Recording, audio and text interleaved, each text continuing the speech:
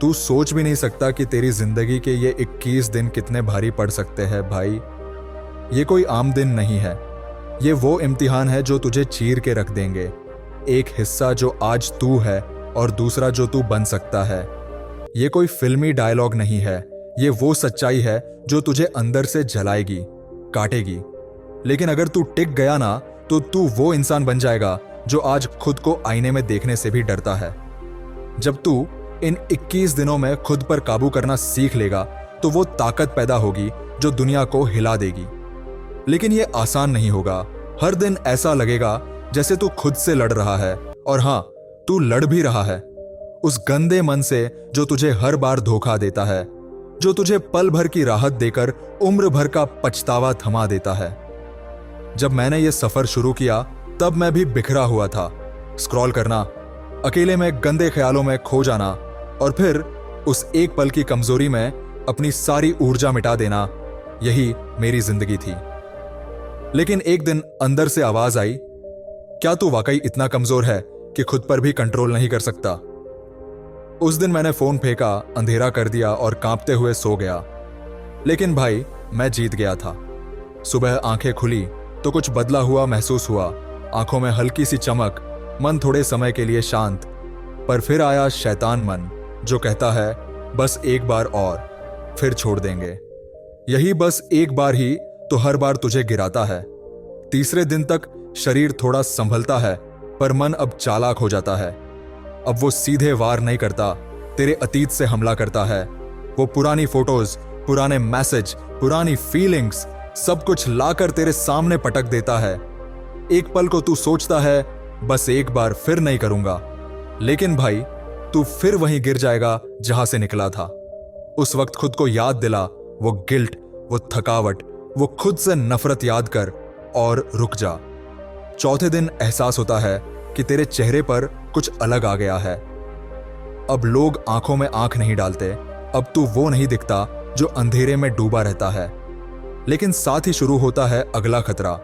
जब तू महसूस करता है कि लोग तुझे नोटिस कर रहे हैं, तेरे अंदर घमंड आने लगता है। यही अहंकार फिर से तुझे गिरा सकता है।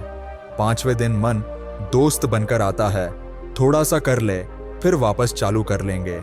और यहीं तू फंस जाता है, क्योंकि जब दुश्मन दोस्त बन जाए तब पहचानना मुश्किल होता है। उस दिन मैंने उठकर शरीर को घसीटा, नहाया, दौड़ा, पसीना बहाया, और जैसे शरीर थकता गया, मन शांत होता गया। छठे दिन सपना आया, उलझा हुआ, अजीब। उठकर दिल धड़क रहा था, मन बेचैन था। लेकिन मैंने आंखें बंद की और ध्यान लगाया। खुद से पूछा, क्यों कर रहा हूं ये सब? तब समझ में आया, ब्रह्मचर्य सिर्फ वीर्य को रोकना नहीं, आत्मा को दिशा देना है। सातवां दिन जैसे कोई नई शुरुआत थी।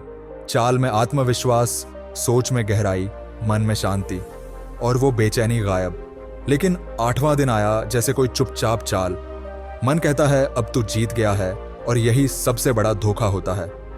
दोपहर को बिना वजह पुराने वीडियो में फंस गया, तभी झटका लगा। मन अब फिर से गिराने आया है। उसी पल फोन साइड में रख दिया। भाई, उस दिन समझ में आया, असली ताकत है खुद को वक्त पर रोकना। 9वें दिन मन ने अहंकार का रूप लिया। अब तू सबसे बेहतर है, और भाई यही सबसे जहरीली भावना है। उसी समय डायरी निकाली, खुद को याद दिलाया, यह सफर सिर्फ खुद से खुद को जीतने के लिए है। 10वें दिन सपनों और अजीब विचारों की बौछार हुई, डरावने पल, बेचैनी। लेकिन बैठकर ध्यान किया और खुद को फिर से काबू में लाया। समझ में आया, ब्रह्मचर्य सिर्फ संयम नहीं, सजगता भी मांगता है। 11वें दिन जब बाहर टहलने निकला तो ऐसा लगा जैसे पहली बार सब देख रहा हूं, हर पेड़, हर पत्ता मुझसे बात कर रहा हो। और दोपहर को ट्रिगर आया, लेकिन इस बार खुद को रोका, फोन साइड किया और जीत गया। 12वें दिन बिना किसी वजह मन भारी था। ऐसा लग रहा था जैसे सब बेकार है। ये वो फेज है जब पुराना मन नया शरीर नहीं स्वीकारता। लेकिन खुद को कहा, ये फेज है, तू पार कर लेगा। और सच में शाम तक सब हल्का हो गया। 13वें दिन मुझे एहसास हुआ कि जो चीजें पहले उत्तेजना देती थी, अब बेअसर है। अब मैं सिर्फ शरीर नहीं, आत्मा देख रहा था। 14वां दिन फिर से सपनों का हमला। जिसमें मैं हारता हूँ, टूट जाता हूँ, लेकिन आंख खुलते ही बैठा और ध्यान में गया और खुद को फिर संभाल लिया। 15वें दिन एक अजीब शांति थी। मोबाइल तक उठाने की जरूरत नहीं पड़ी, ना किसी से बात करने की इच्छा हुई। ऐसा लगा जैसे अब सब भीतर केंद्रित हो चुका है। 16वां दिन सबसे कड़वा था। पुरानी यादें जैसे बवंडर की तरह लौटती है। मन कहता है बस थोड़ा देख ले, लेकिन मैंने खुद से कहा अब तू पहले वाला नहीं है, और रुक गया। 17वें दिन मां ने पूछा, तेरे चेहरे पर कोई अलग सी चमक है बेटा, क्या कर रहा है तू? मैं सिर्फ मुस्कुराया। क्या बताता कि यह चमक किसी क्रीम की नहीं, खुद से लड़ाई जीतने की है। 18वें दिन ध्यान में बैठा और 30 मिनट तक एक जगह ना हिला ना डगमगाया, और उस वक्त ऐसा लगा जैसे मैं शरीर नहीं, सिर्फ चेतना हूं। वही पल मेरी रूह को छू गया। 19वां दिन फिर से मन ने आखिरी कोशिश की। सारी ऊर्जा अब इकट्ठा हो चुकी थी, लेकिन मन ने कहा अब तू नहीं बच पाएगा।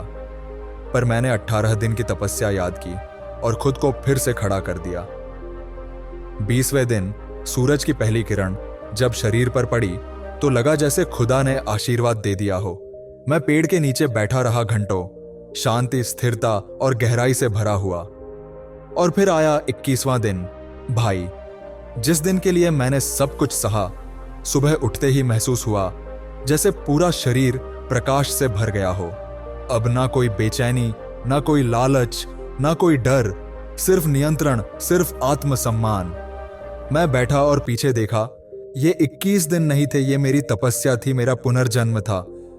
अब मैं वो नहीं हूं जो शुरुआत में था।